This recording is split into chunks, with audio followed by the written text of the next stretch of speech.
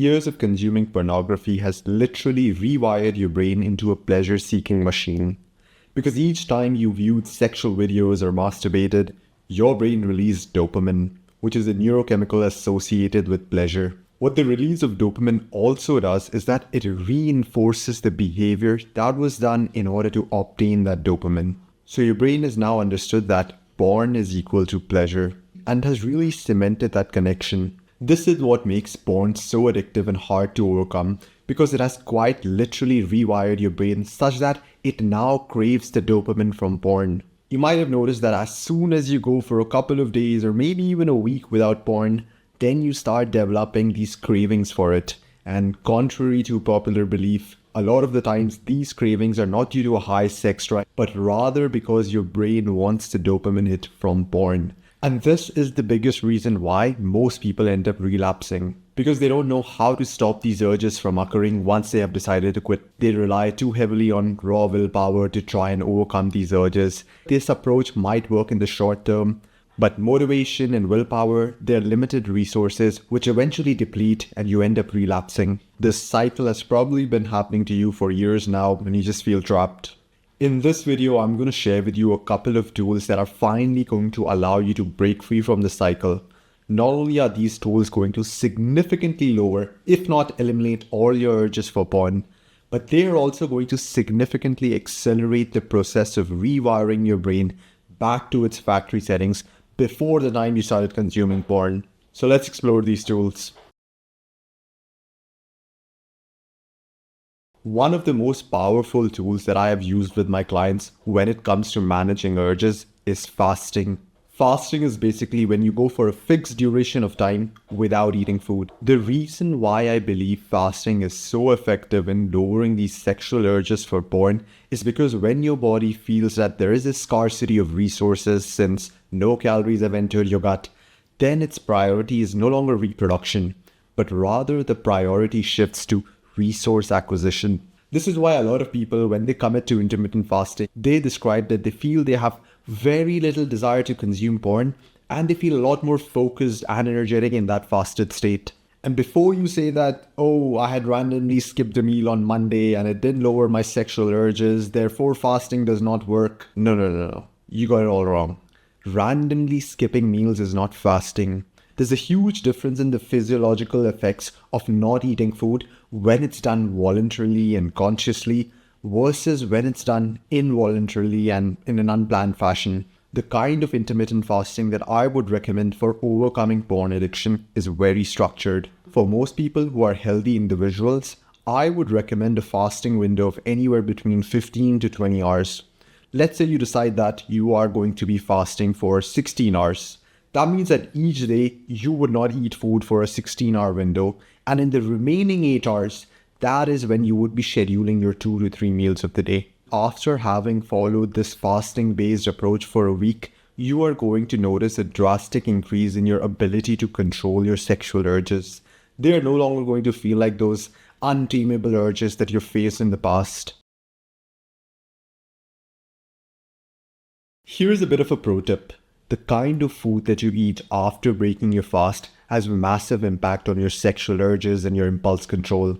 If you break your fast by binging on processed fast food, then guess what? You've basically ruined your fast, and your urges for cheap dopamine from porn are just going to skyrocket.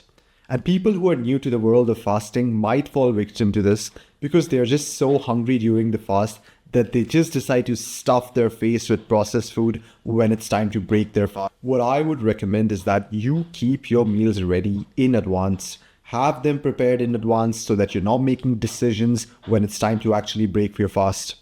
All you have to do then is eat what is available and what you had actually planned for.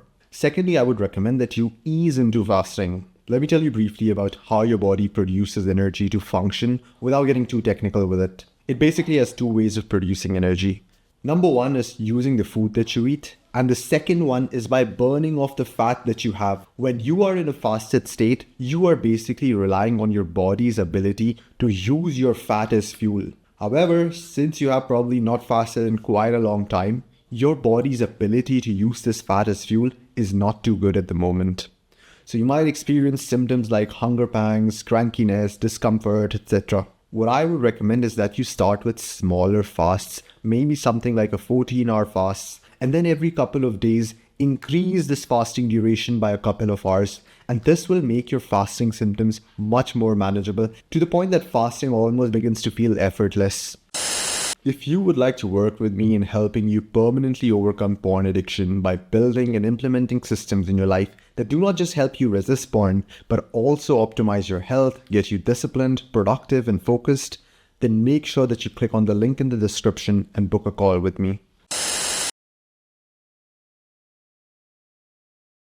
So now you know how to significantly lower your urges to watch porn. However, you can still relapse to those urges if other areas of your life are broken.